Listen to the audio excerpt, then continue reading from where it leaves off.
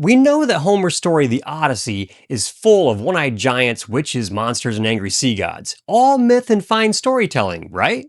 But people once thought the Iliad and its city of Troy were just myths too, until they found Troy. So it makes me wonder how much real history might actually be hiding inside Homer's greatest adventure. Let's dig in. I first read the Odyssey a long time ago, and it's a great story. There's adventure, danger, clever problem solving, interesting characters, and enough twists and turns to keep people reading until the end. No wonder people have been into this story for 3,000 years.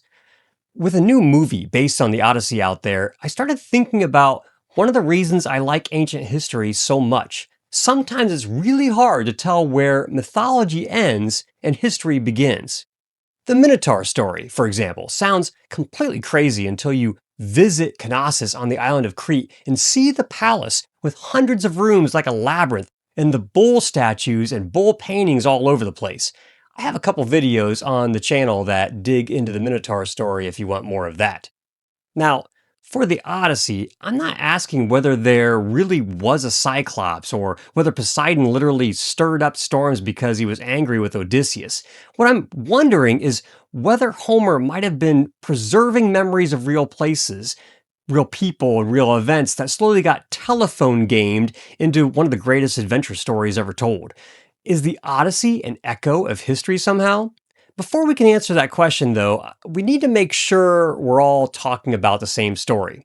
The Odyssey takes place after the Trojan War, when Greek kings and their armies spent 10 years fighting the wealthy city of Troy in what is now northwestern Turkey. I have another video on the channel about the Trojan War and the archaeology behind it if you want the scoop on that. Near the end of the war, Odysseus, king of the little island of Ithaca, came up with the famous Trojan horse. You know that story, right? The Greeks pretended to sail away and left behind a giant wooden horse with soldiers hidden inside. The Trojans dragged it into their city, celebrated their victory, and went to bed thinking the war was finally over. Oops. Should have thought that one through a little better. That night, the Greek soldiers climbed out, opened the gates for the returning Greek army, and Troy got wrecked. If this were a Hollywood movie, that's probably where the credits would roll. The Greeks won the war and everyone headed home. But the Odyssey is about what happened afterward. Odysseus should have had a pretty easy trip from Troy back to Ithaca. Instead, it took him another 10 years. He spent 10 years fighting the war and 10 more trying to get home, which has to qualify as one of history's worst road trips. Back in Ithaca, his wife Penelope had no idea whether he was alive or dead. No cell phones or email back then.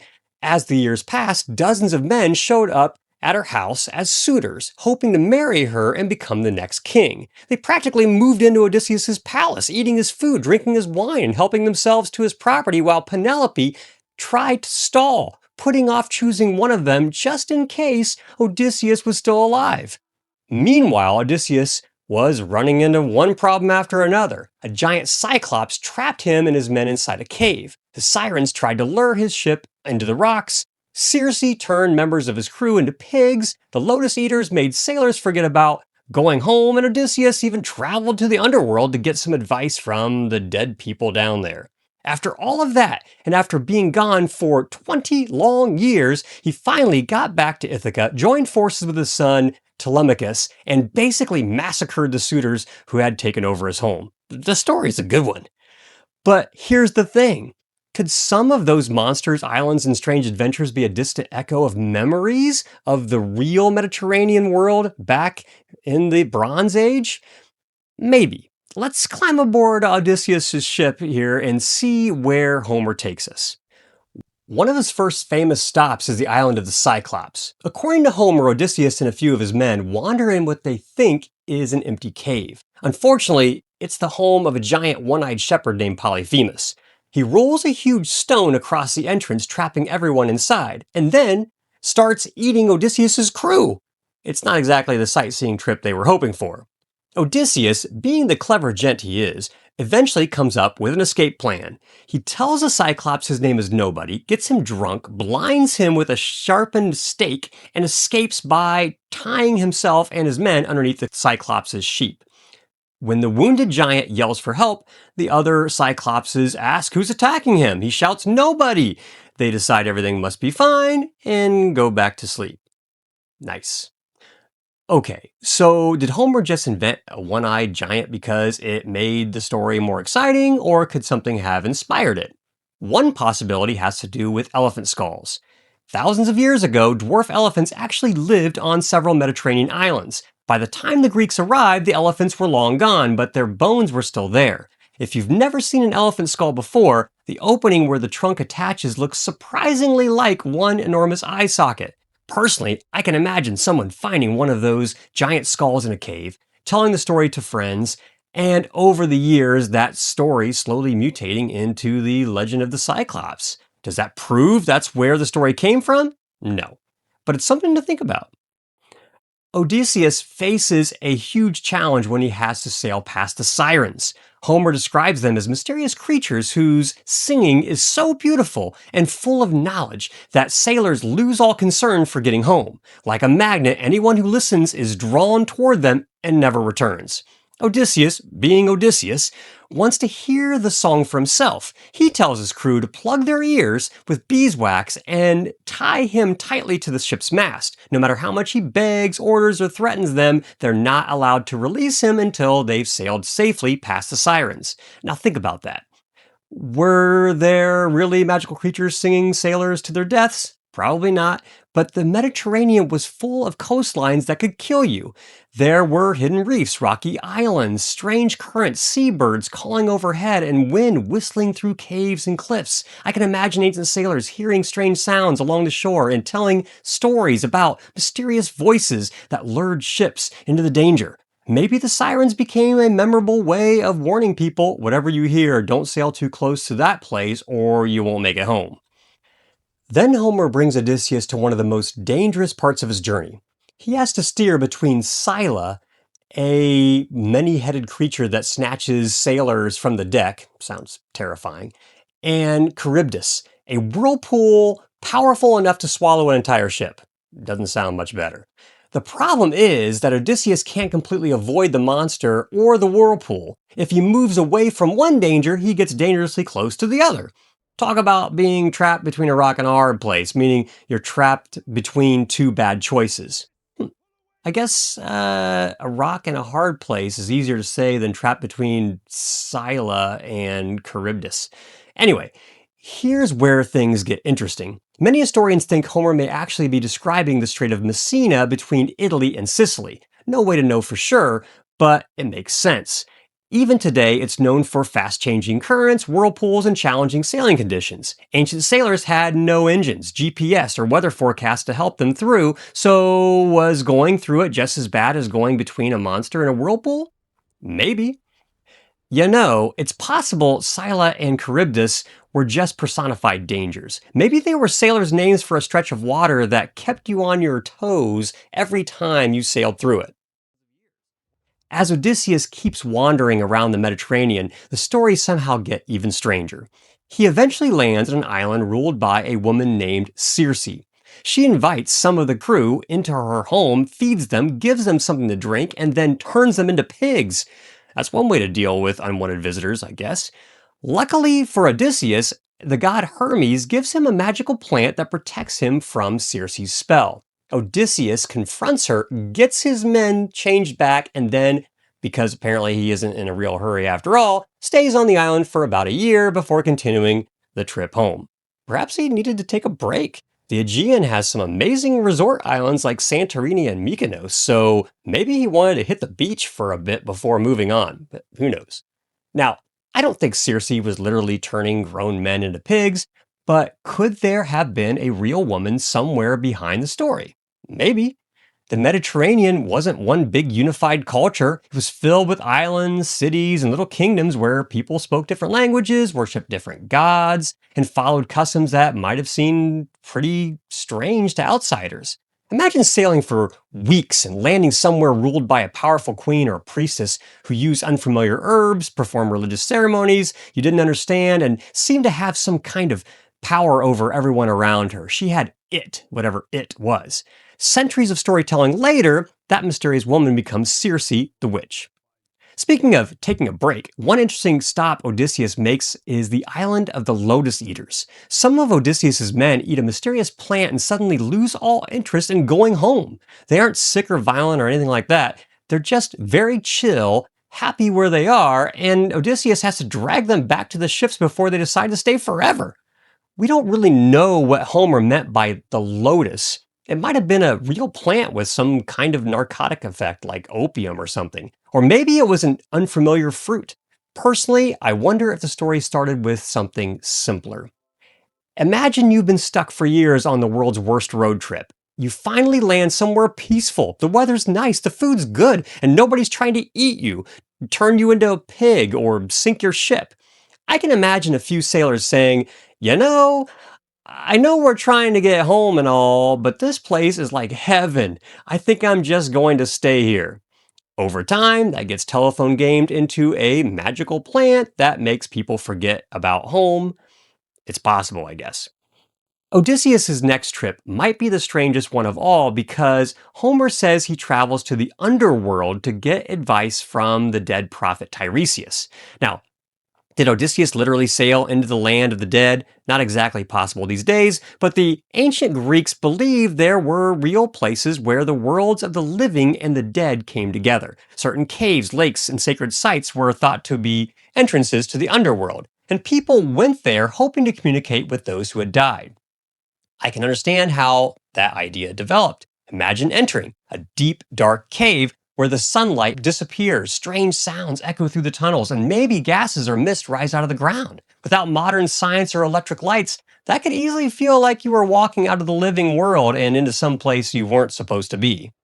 So maybe Homer wasn't inventing the location out of nowhere. Maybe he sent Odysseus to a real sacred place his audience had heard about and then added the ghosts and mythology to make it part of the adventure.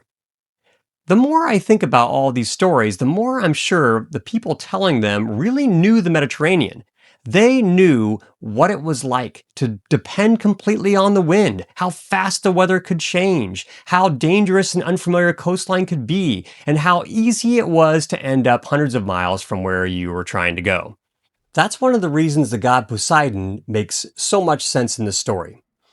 I don't think the ancient Greeks actually believed every wave happened because a god was throwing a temper tantrum. These people sailed all the time. They watched the clouds, studied the winds, and definitely understood the sea a lot better than I do. But they also knew the sea could take a turn for the worse very quickly. One minute, everything was calm and beautiful, and the next, your ship was being tossed around, your sail was tearing apart, and you were wondering whether you were ever going to see home again. So, yeah, I can understand why they gave the sea a personality. When the water keeps ruining your plans, it probably starts to feel personal after a while. We still do something similar today when we say Mother Nature is angry or complain that the weather isn't cooperating. We know the weather isn't actually making decisions, but sometimes it sure feels like it is. That's something I find interesting about the Odyssey. The farther Odysseus travels, the less I find myself looking for actual monsters in the story, and the more I start seeing the real sailors underneath the story. These were people crossing dangerous water in wooden ships, landing in places they'd never seen before, meeting people they didn't understand, and then coming home with some pretty wild stories. Imagine one of those sailors getting home after being gone for years. Everybody gathers around and asks what happened, and he starts talking about a current that nearly pulled the ship underwater, a strange woman who ruled an island, or an enormous skull somebody found inside a cave. He may not even be trying to exaggerate. He's just doing his best to explain something strange that happened far away. Then somebody else tells the story, and later their children and grandchildren tell it. Centuries go by, and the story gets telephone gamed along the way. That dangerous current becomes Charybdis. The mysterious woman becomes Circe. The giant skull becomes a Cyclops. The history might still be in there, it's just wearing a mythological costume. Now, we've covered a lot of ground here, but we can't forget about Calypso. According to Homer, she's a beautiful nymph who rescues Odysseus after a shipwreck and keeps him on her island for 7 years. Yep, you heard that right. 7 of the 10 years it took Odysseus to get home from Troy were spent with Calypso. She becomes so attached to him that she even offers him immortality if he'll stay with her forever. So, what were her powers? Well, she offers him everything a weary sailor could want: comfort, safety, someone to spend time with, and even immortality if he'll just stop trying to go home. That's it. Just stay with her and enjoy a pleasurable eternity. Now, I don't think there was literally an immortal goddess living on a hidden island somewhere out there in the Mediterranean, but could there have been a real island where some long forgotten sailor, or maybe even the person who inspired the story of Odysseus, ended up stranded for years after a shipwreck? Maybe. But honestly, that's not the part of the story I find most interesting. Think about what Calypso is really offering. Not just an island, not just a beautiful place to live. She's offering Odysseus a life with no more storms, no more battles, no more danger, and no more worrying about tomorrow. Here's the thing though. I once heard someone ask the question, if pleasure remains, does it remain a pleasure? Well, I guess it did for 7 years, so maybe that answers the question, at least for a while. Eventually, though, Odysseus leaves Calypso and continues the journey home. Hundreds of years of storytelling later, maybe that peaceful island morphs into the home of the goddess Calypso. On Calypso's island, Odysseus nearly lost himself in his quest to get back home to his wife, son, and his kingdom on Ithaca. And that also brings up another question we haven't really kicked around yet. Was Odysseus himself a real person?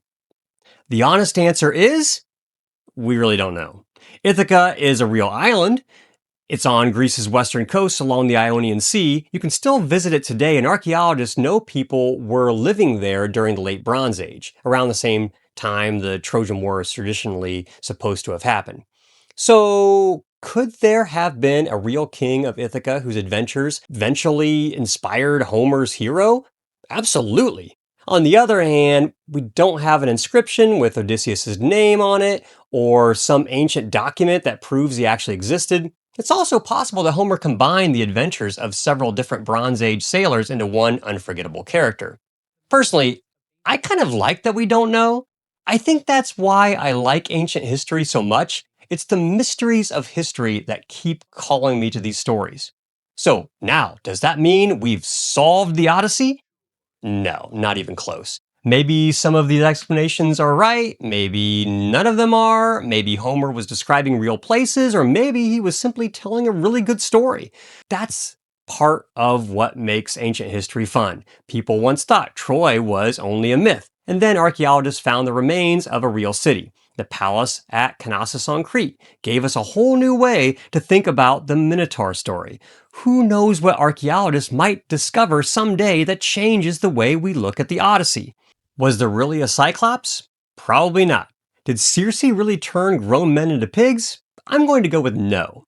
Was Poseidon personally chasing Odysseus around the Mediterranean and trying to ruin his trip home? Again, probably not. But sailors really did cross those seas. They really did face storms, shipwrecks, unfamiliar coastlines, strange customs, and places that must have seemed like completely different worlds. So maybe the Odyssey is an echo of those experiences. It's a little history, a little religion, a lot of storytelling, and about 3,000 years of people passing the story along. Somewhere in all of that, mythology and history become so tangled up together that it's almost impossible to tell where one ends and the other begins. That's why I love this stuff. And maybe there's one more thing worth noticing about Odysseus' journey. The book is called The Odyssey, so obviously Odysseus gets most of the attention, but he never really does everything by himself. He fights beside other Greek soldiers at Troy, sails with the crew during the journey home, and when he finally returns to Ithaca, his son Telemachus stands beside him against the suitors. Even when Odysseus is separated from his family, the memory of Penelope and Telemachus keeps pulling him toward home. He has plenty of moments when he feels completely alone, and he faces problems that probably seem impossible, but he's never truly on his own. I think that's worth remembering because we all have times when the pressure piles up and it feels like we're carrying everything by ourselves. Usually, though, there are people walking beside us, people waiting for us, and people helping us find our way home, even when we don't always notice them in the moment. Maybe that's one reason the story has lasted for 3,000 years. The monsters and adventures are fun, but underneath all of that, it's still a story about trying to get home and the people who help us get there. This is Have to Know History. History you just have to know. Thanks for being here.